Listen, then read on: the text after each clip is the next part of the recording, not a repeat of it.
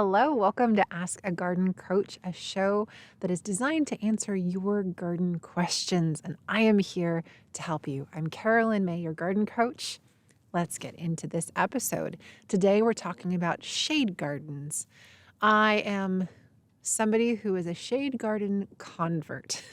That kind of happened when I moved to this place in Western Washington. I'm used to a lot of sun, and then I moved here and I have huge trees all around. And so for the past 9 years that I've lived here, it's been this quest for sunshine and trying to find the right plants for the right place that will grow. And so I have learned a lot about shade gardens, and I'm going to share some of those tips with you along with answering some questions that I have been getting from you as well. So the first question actually came from one of my clients that I met with this week. She has an old decayed tree that has soil over top of it that was covered with sword ferns. Sword ferns here kind of grow like weeds. They get really, really big. And so in certain areas, they're not really the best choice. And that was kind of what happened in this spot in her backyard. So she had all of those removed and is now thinking, what am I going to do here instead? And so what I want to do is I'm going to walk you through chickens. I'm going to walk you through just the idea of what plants are good for a shade garden by thinking of them more like clothes you're going to wear. I call this style of gardening capsule gardens, like a capsule wardrobe where you're picking out a limited number of pieces that all coordinate together and have a purpose to create an ensemble. With plants, you can do the exact same thing. You want to make sure you have your tree layer, your shrub layer, your winter interest layer. Then you get down to your perennials. And then finally, I think of annuals as the throw pillows of the garden. They are something that are easily changed to your style, your taste, the seasonality, and that's how they work. In the description on this show, I have a list of just some different plants that fit into those categories in where I grow. And the plant list is going to look different where you are. There are a number of great websites out there that help you pick plants. There's one here in the Pacific Northwest called greatplantpicks.com.org. It's in the description. You can check that out. But you can basically say, I have this growing condition. I want something that's this size. You can even say, I want it blooming in the spring or I want it blooming in the summer, and find a list of plants that'll fit that criteria. It's really cool. So yeah, if you're going to build a shade garden, rather than think, well, hostas are pretty, let's just put a whole bunch of hosta. Well, hostas die back to the ground in the winter and they only get a certain amount of differentiation of texture and height. So let's think about a few other things you could put in there. If you have bunny problems, in one of my last episodes, I had a question come in about what to do about rabbits. Plant things that are shade loving that bunnies don't like. Things like Astilbe is a great option for a shade garden where you have rabbits. Another thing about that specific garden is I want to talk about the style of garden it is. When you have a nursery tree that dies and it starts to decay and plants start to come and grow on top of that tree, call it a nursery tree, right? I already said that. So a nursery tree, the nutrients in that tree go to feed the plants. The tree trunk, the woody material, it's like a giant sponge and it holds onto the moisture. And the plants and the microbacteria and the insects, they break that down over time and turn it into organic matter. That is great in the garden. Sorry, my chickens, they're right next to me. And I have some seedlings on the ground and I don't want them to eat them because I'd be very, very upset if they did. Hold on.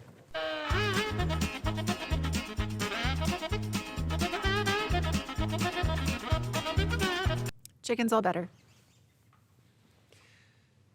A way that you can mimic that nursery tree garden is doing something that's called either a Hugulkultur garden or a lasagna gardening. They're basically the same type of concept where you start at the bottom with a woody material and then you top that with different things like leaves, animal manure, compostables like that haven't been totally broken down, bokashi compost, worm castings, and then the top of it is going to be your organic matter that's ready to grow in. And basically, every year, that garden is going to get better and better and better because it has a food source already built in that it's growing on. And also what I love about those styles of gardens, they're not tilling up the soil. I am not someone who tills. I believe very much in maintaining as much of the microbiology in the soil as possible, because every time you break up the soil, you're essentially ripping down a metropolis. It's really what it is, and they have to rebuild it every single year you till. And so by not tilling the garden, you're leaving everything there. And yes, it does take longer for these gardens to get established, but you're going to have stronger plants for a longer period of time and a healthier garden to leave a legacy for the future. So I'm all about no-till gardening. The next question is, what is going on with my hellebores? And here is the pictures that I have of this plant. It's so sad looking. So hellebores are a beautiful shade plant that bloom in this time of year in the Pacific Northwest. Like they're blooming right now, and it offers such beautiful color and movement, and I love hellebores. I'm sad to say that I'm pretty positive this one has something called, of all things, Black Death. It's so dramatic, but it's really what it is. It turns the leaves and the veining on the leaves and on the flowers, all this black splotchiness.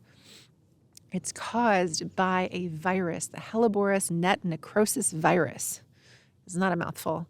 Plants become stunted, they get deformed, they have black streaks and netting patterns on the plant.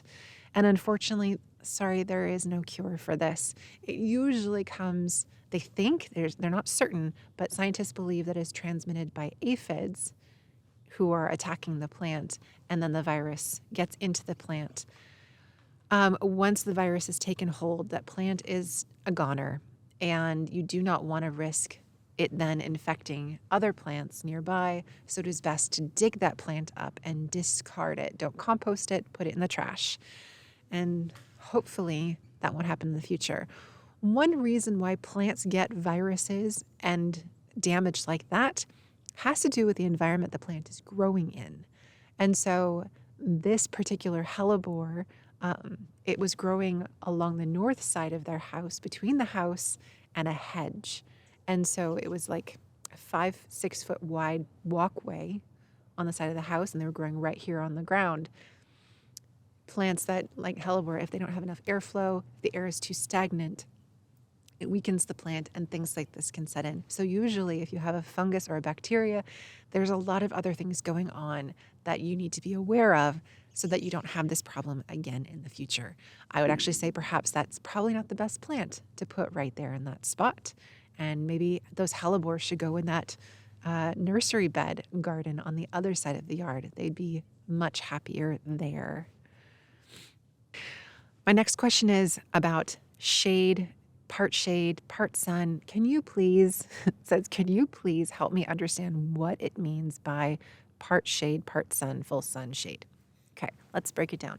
This is not a hard, fast rule, and so you can have some discrepancy in different nurseries and different places. But the general consensus, full sun is 6 hours or more of direct sunlight, not indirect. You can see the sun. If you can see the sun when you're by the plant, that is direct sunlight. If you can't see the sun, indirect sunlight.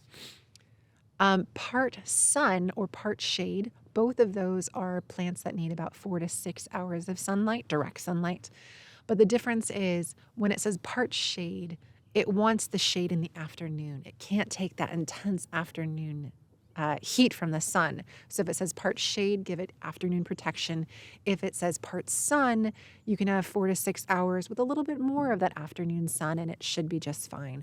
And true shade plants are those that have 4 hours or less of direct sun. And the best plants you can think of for that would be, think of a forest floor. Anything that you see on the forest floor are plants that are going to grow beautifully in a deep shade garden. Some of my favorites in that one would be like maidenhair ferns, trillium. There's, even hellebores. They would do fine in those really shady spots. But I will say, the more shade you give a plant, plants that can handle really shady positions, they're not going to grow as quickly. and they're also not going to flower as much if they're given less light. So keep that in mind when you're planning your gardens. If you need help figuring out where to put things, I offer garden coaching. You can have me help you for a month at a time where I work with you one-on-one, or you can sign up for a year of garden coaching where I will help you set your goals, work through the entire year process, and really set your garden up for success. So you'll have bountiful harvests and beautiful flowers and be happy to be in your landscape. Last tip of the day, it is still late winter, and now is a great time to start taking your hardwood cuttings before they leaf out. If you're in an area that's really cold, right here I have some hardwood hydrangea cuttings. I propagate hydrangea all the time, so I will keep these going, and perhaps in a future episode, I will circle back and show you what these cuttings are looking like down the road. Thank you so much for watching Ask a Garden Coach.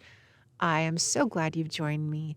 If you have a little bit of time, could you hit that like button and subscribe to this channel for me? It really makes a big difference. And if you have garden friends, share this video, tell them about what I'm doing, and help me get more questions answered in the garden. Let's grow gardeners together. Thank you so much. We'll see you next time.